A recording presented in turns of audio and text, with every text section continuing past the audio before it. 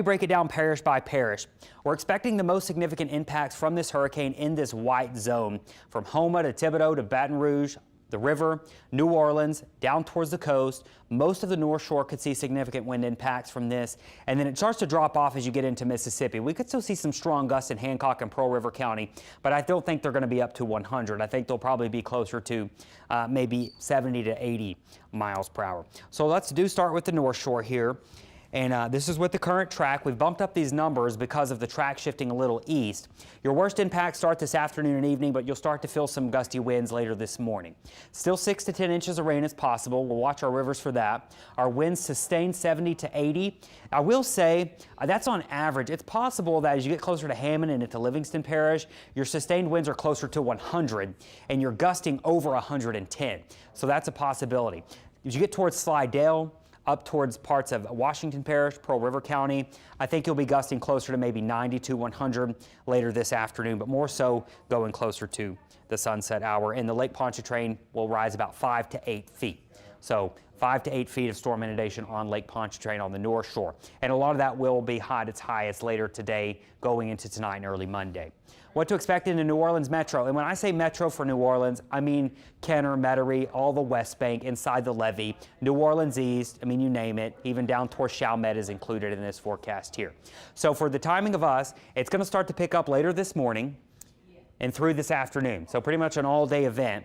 We're still watching for 6 to 10 inches of rain. A few areas could see more. 90 to 100 mile per hour sustained winds. That's a wind of 100 miles an hour for a minute. Gusting over 110. That would happen later this afternoon, more than likely. And the surge 7 to 11 feet out here outside the levees. We hope people evacuated.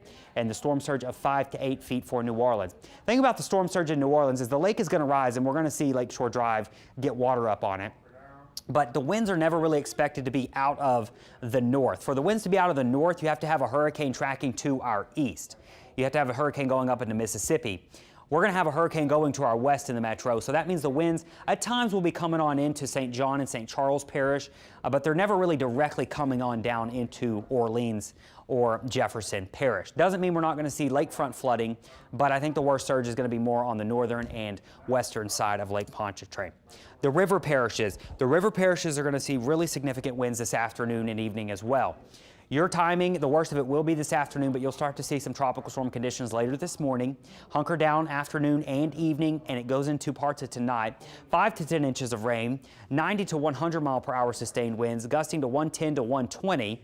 That'll be this afternoon, and 3 to 8 feet. Lake Maurepas is going to be about 4 to 6 feet. Lake Pontchartrain is going to be 5 to 8 feet. We're really going to have to watch for some of that flooding in St. John because that water, if you've got the hurricane over here, remember, the winds flow into the hurricane. So like this, they're going to be coming in from the east to the west, and they're going to be rushing in here, and we're going to see water rise not only in lower Tangipahoa Parish, south of Highway 22, but also in Livingston, also St. John. We may even see some of it creep over into St. James Parish there. And of course, near the spillway, we'll see water getting backed up into that area.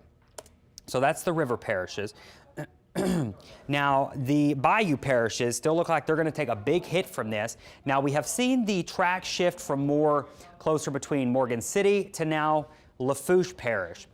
That could mean that perhaps we see some differences with storm surge, but for now, there's no guarantee, and I still want Houma and Thibodaux to prepare for the 10 to 15 foot of storm surge. If that track is just towards the east of Thibodaux and Houma, we might miss out on the worst surge in Thibodaux and Houma, but it's no guarantee. So here's what we got going on. 10 to 15 feet, 120 plus mile per hour wind gusts. It is possible and it's likely that near the coast, think Cocodrie, Chauvin, Montague, as you go down to Port Fourchon, Leeville, Golden Meadow, Grand Isle, up Highway 1 there, LA 1 from Raceland to Galliano to Cutoff, LaRose, Thibodaux, Chack Bay. If I named any of those towns, your wind gusts will likely be over 100 to 120 miles an hour this afternoon. And near the coast, maybe closer to 140.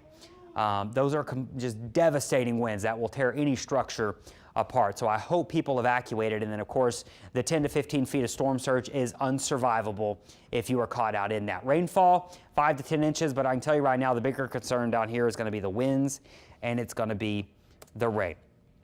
Plaquemines Parish. We have upped the impacts for Plaquemines Parish and parts of St. Bernard Parish with now the landfall as close as Grand Isle. Grand Isle's here. That would put the worst part of the storm in that eye wall moving right through Plaquemines Parish. You could definitely see wind gusting over 120 miles per hour in Plaquemines Parish. I think it's probably going to be closer to maybe 100 in St. Bernard Parish. It'll be a little bit lower. But Plaquemines Parish definitely is going to take a hard hit from this hurricane. Later on, it's already starting down there. It's going to continue to go downhill as we go through the rest of today.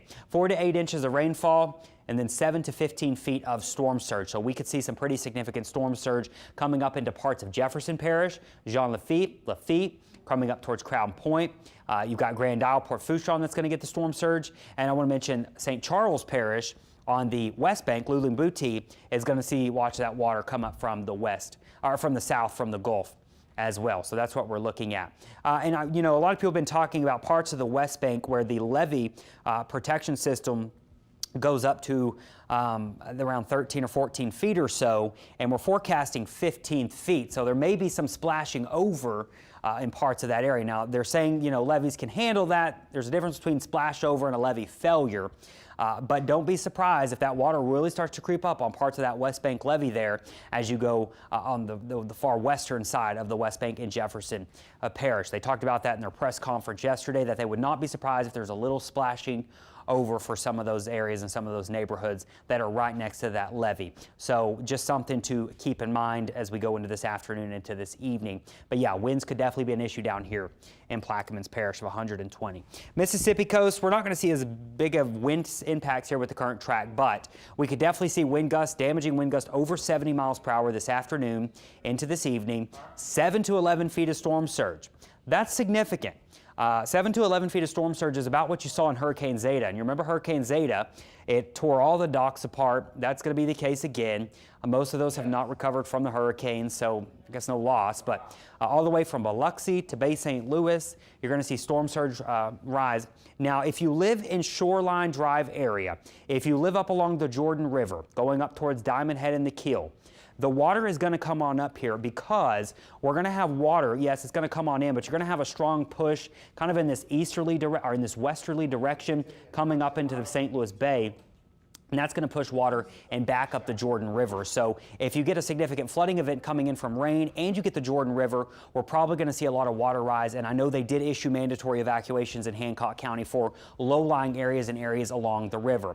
Now, right there along the lakefront, or right there along the shoreline area in Bay St. Louis downtown that we all love so much, it's going to be fine. That sits about 30 feet up in the air. It's not going to see any significant impacts from 7 to 11 feet of storm surge.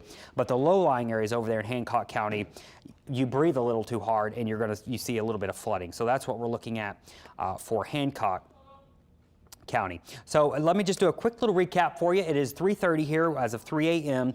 We have a Category 4 hurricane. It has 140 mile per hour sustained winds. We are looking at it moving northwest. The track shifted a little bit as of overnight. It's heading closer to making landfall in Port Fourchon, Grand Isle. This means New Orleans could feel significant winds by early this afternoon. 100+ mile per hour winds are certainly looking more and more likely for the New Orleans metro. We are also looking for 10 to 15 feet of storm surge down here along our coastal areas, 5 to 8 feet for the lake, and this is going to be more of a daytime event now rather than an evening and overnight event. So conditions are already going downhill as Ida takes aim at the New Orleans area and the southeast Louisiana coast and Mississippi coast, and expect the conditions to worsen as we go throughout the remainder of today. Guys.